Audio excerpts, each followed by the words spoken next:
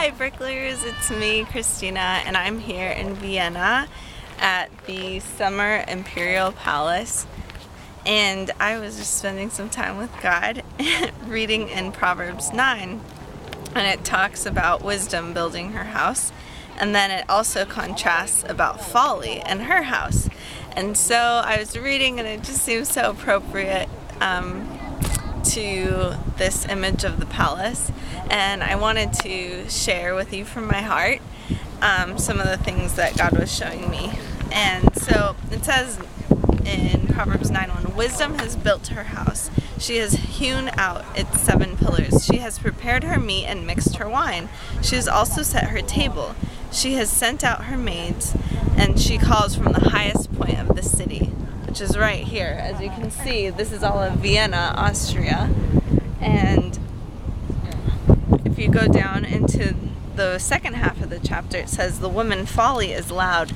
She is undisciplined and without knowledge. She sits at the door of her house on a seat at the highest point of the city, just like wisdom.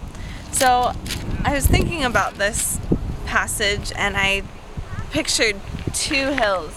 If you'd imagine this on one hill, this being like the house of wisdom, and then another house being on another hill, like the house of folly. And they call out the same thing, saying, let all who are simple come and hear. She says to all those who lack judgment. And in the house of wisdom, you gain knowledge, you gain understanding, you gain life. But in the house of folly, she also says, in addition to that first phrase, she also says, stolen water is sweet, food eaten in secret is delicious. And then it continues, verse 18, but little do they know that the dead are there, that her guests are in the depths of the grave.